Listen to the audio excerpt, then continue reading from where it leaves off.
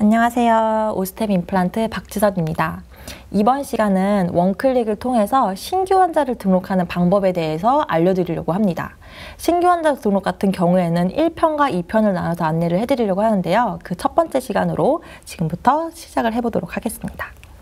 네, 원클릭에서 신규 환자를 등록하는 메뉴는 데스크 메뉴인데요. 지금 화면에서 보이시는 것처럼 대메뉴에서 두 번째에 위치한 데스크라는 메뉴를 통해서 신규 환자 차트를 등록을 하실 수가 있습니다. 처음에 프로그램 실행한 다음에 보이시는 화면이 이렇게 비어있는 화면일 거예요.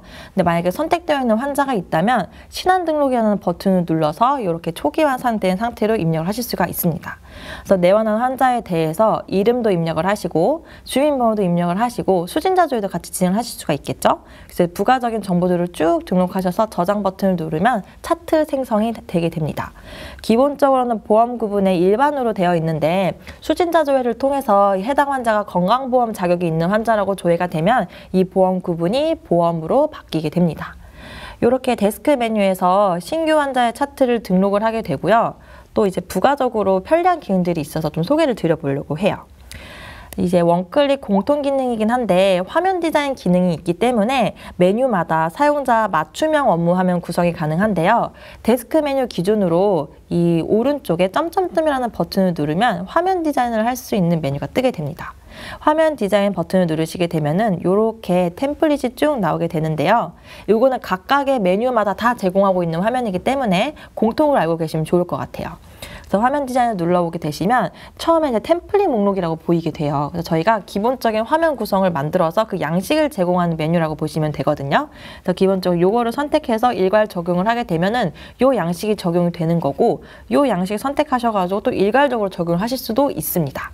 템플릿 목록은 전체적으로 갖춰져 있는 양식이라고 보시면 되고 뷰 목록 같은 경우에는 한 가지 요소라고 보시면 돼요.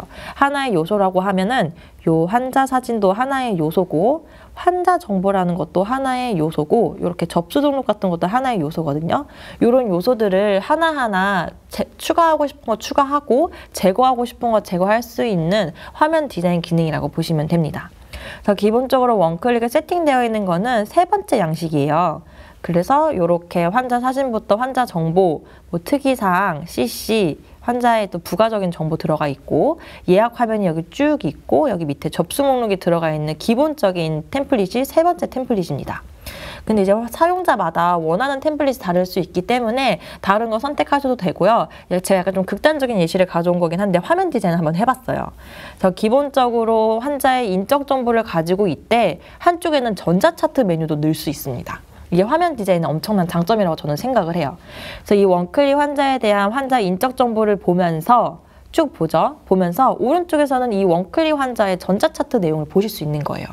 그러면은 기존에는 데스크 메뉴에서 인적 정보 보다가 전자차트로 이동해서 봐야 됐다면 이거는 한 화면에 구성을 해놨기 때문에 별도 메뉴로 이동하지 않아도 되겠죠. 그래서 이 메뉴에서 이렇게 환자 정보 보다가 차트 정보 보다가 또 뭐 추가적으로 한다면 접수 리스트도 여기 뭐 크게 넣을 수 있겠죠? 아니면 예약, 아까 보였던 화면처럼 예약표를 넣을 수도 있고 이렇게 해서 화면 디자인 기능이 되게 유용하게 활용하실 수 있으니까 메뉴마다 활용하고 싶으신 정보도 쭉 조회를 하신 다음에 세팅해 놓으면 업무의 효율성이 되게 향상될 것 같아요. 네, 이렇게 화면 디자인 기능이 있고 또 부가적인 좀 편의 옵션들에 대해서 설명을 드려보려고 합니다. 데스크 메뉴 환경 설정에 대해서 좀 안내를 드리려고 하는데요. 이 각각의 메뉴마다 메뉴에 대한 환경 설정은 오른쪽 메뉴로 들어오셔서 오른쪽에 있는 톱니바퀴 위치를 하고 있습니다. 데스크 메뉴 들어오셔서 이 위치는 데스크의 환경 설정인 거고요. 예약 화면에 들어가셔가지고 이 오른쪽 톱니바퀴를 누르면 예약 화면에 대한 환경 설정을 진행할 수 있다고 알고 계시면 됩니다. 지금은 데스크 환경 설정이니까 데스크 쪽에 대해서 안내를 드려볼게요. 데스크 환경 설정을 쭉 보시면 일단 인적 기본 옵션들이 쭉 있어요. 그래서 진료 내역이 있는 환자를 삭제할 수 없게 한다든지 저장이나 삭제를 할 때 알림창을 표시하겠다든지 뭐 이런 추가적인 옵션들이 쭉 있습니다. 이런 옵션은 사용한다고 체크하면은 이제 적용이 되는 거고 체크를 해제하시면 적용이 해제되기 때문에 필요하신 옵션들 다 선택을 하셔가지고 활용하시면 좋을 것 같아요. 여기 쭉 있고 환자 연관 검색 기능이라고 하는 거는 여기 저희가 이제 좌측 상단에 있는 것을 메인 환자 검색창이라고 하는데요.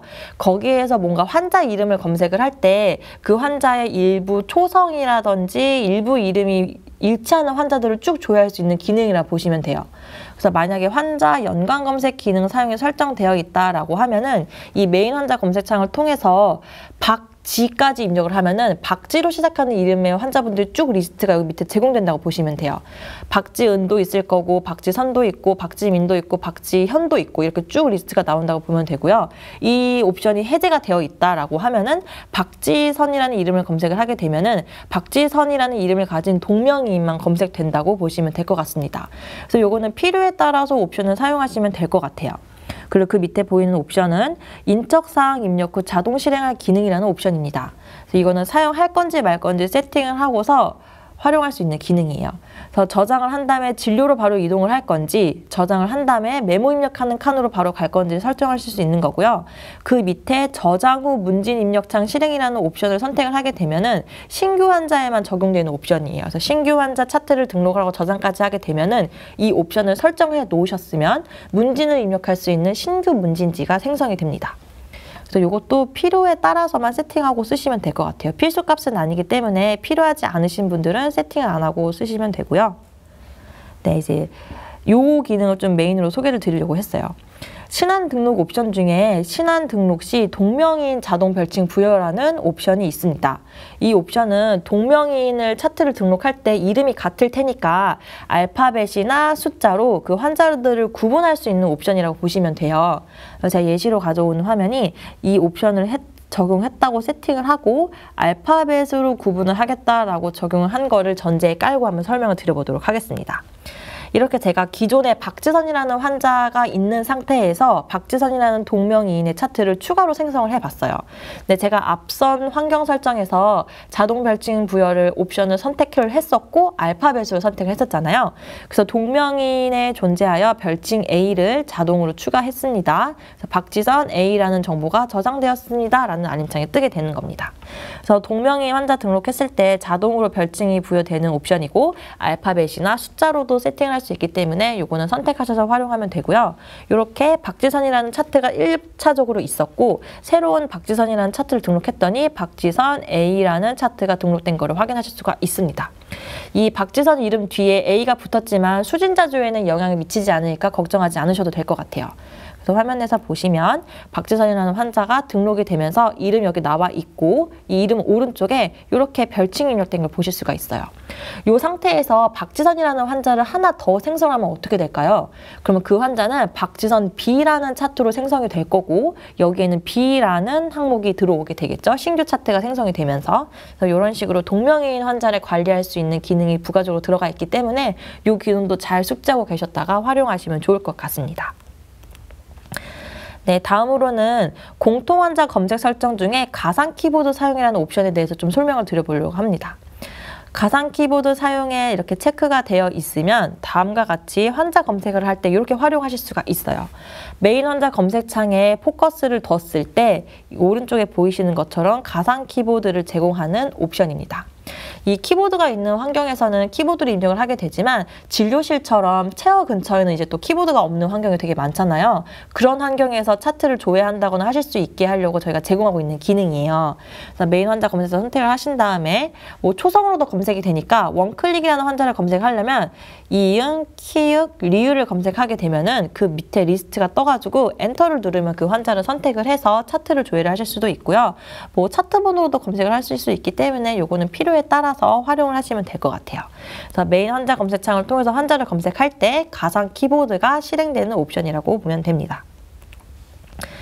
다음으로 또 이제 유용한 기능 중에 하나인 환자 대표 성형 표시에 대해서 좀 안내를 드리려고 합니다.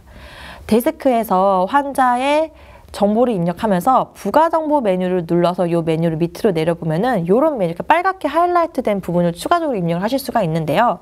부가 정보라서 주소라든지 이메일이라든지 내원 동기 등과 같은 부가적인 정보를 입력할 수 있는 걸 제공을 하고 있어요.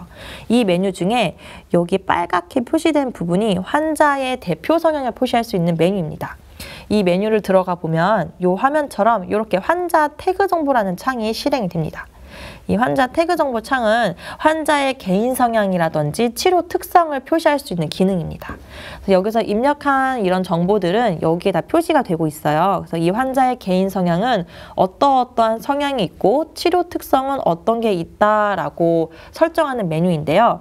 개인 성향 같은 경우에는 뭐 치료 비용에 굉장히 민감한 환자다, 혹은 협조도가 되게 낮은 환자다라든지 겁이 많은 환자다 라는 등과 같이 환자의 특성을 원내에서 규칙을 정해놓고 활용하실 수 있는 메뉴예요. 그래서 이 환자가 가지고 있는 개인 성향을 여러 개 세팅을 해 놓으시면은 여기에 이렇게 여러 가지 색상이 표시가 되고요. 대표 성향을 딱 하나만 지정해서 메인 환자 검색창에 표시할 수 있는 기능이 있습니다. 이 기능 같은 경우에는 지금 환자 대표 성향에서 선택을 여러 개 할 수 있다고 말씀드렸잖아요. 근데 선택된 여러 가지 중에서 딱 한 가지만 대표 성향으로 지정하실 수가 있어요. 대표 성향으로 지정하고자 하는 성향 위에서 마우스를 우클릭을 하게 되시면 이렇게 파란 색깔로 동그라미가 표시가 되거든요. 이 상태로 저장을 누르게 되면